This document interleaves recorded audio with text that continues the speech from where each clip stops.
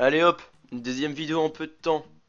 Bon, si vous avez cliqué sur cette vidéo, c'est que vous essayez de comprendre Attachment Mode. Attachment Mode n'est pas vraiment un mode, mais il est plutôt attaché au mode Vic Modern Warfare.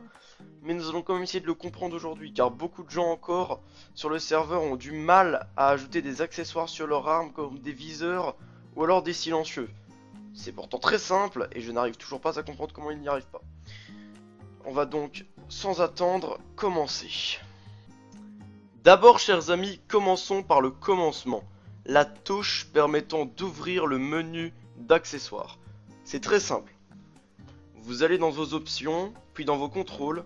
Vous allez suivre ce que je fais actuellement et aller jusqu'à Modern Warfare. Dans Modern Warfare, vous avez ici, comme vous pouvez le voir, Attachment Mode. Ce Attachment Mode va vous permettre d'ouvrir le menu. Je l'ai réglé sur la touche K, car ma touche M, moi, posait problème. Donc si elle vous pose aussi problème, changez-la et mettez une touche qui vous plaît. Après avoir fait cela, retournez en jeu et choisissez une de vos armes. Lorsque vous appuierez sur la touche que vous avez configurée, un menu s'ouvrira. Nous allons essayer tout de suite de découvrir ce que ce menu renferme et comment fonctionne-t-il. Dans ce menu, vous avez plusieurs écriteaux. Ces écriteaux vous racontent ce que vous devez faire lorsque vous êtes dans ce menu. Par exemple, le Press Left to Change Barrel Rig vous explique que vous devez appuyer sur votre touche gauche pour ajouter quelque chose à votre barrel. Le barrel est ici, comme vous pouvez le voir, je rajoute un silencieux. Le Press Up to Change Scope veut dire que vous allez rajouter un viseur. Vous appuyez donc sur O. Comme vous pouvez le voir, je rajoute plusieurs viseurs. Le Press Right to Change Camo vous permettra de changer la couleur de votre arme. Actuellement, dans mon inventaire, je n'en ai pas. Donc ce que je vais faire, c'est enlever le menu, ouvrir le coffre et prendre un skin. Je vais rouvrir le menu et faire Right. Et comme vous pouvez voir, la couleur de l'arme a changé. Tout simplement. Ensuite, vous avez Press Down to add under barrel rig. Cela vous permettra d'ajouter soit un viseur laser, un pointeur laser, ou alors autre chose. Comme vous pouvez voir ici. J'ajoute un des deux.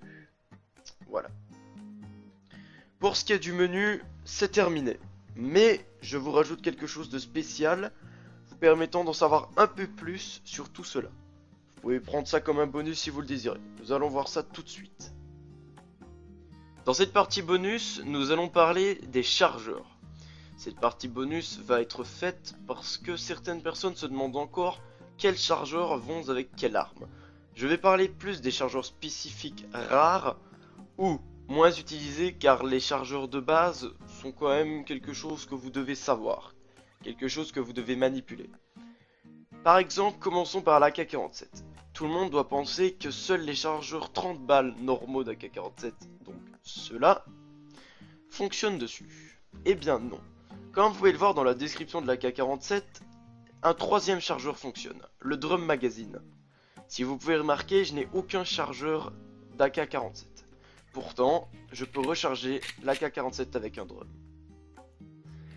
Maintenant, passons aux batteuses. Les batteuses ont des chargeurs spécifiques qui sont différents et qui peuvent poser problème.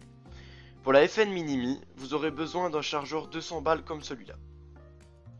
Si vous rechargez, vous pouvez voir bien sûr qu'elle se recharge. Pour la RPK, cela sera pareil que pour la K47, cela sera un drum.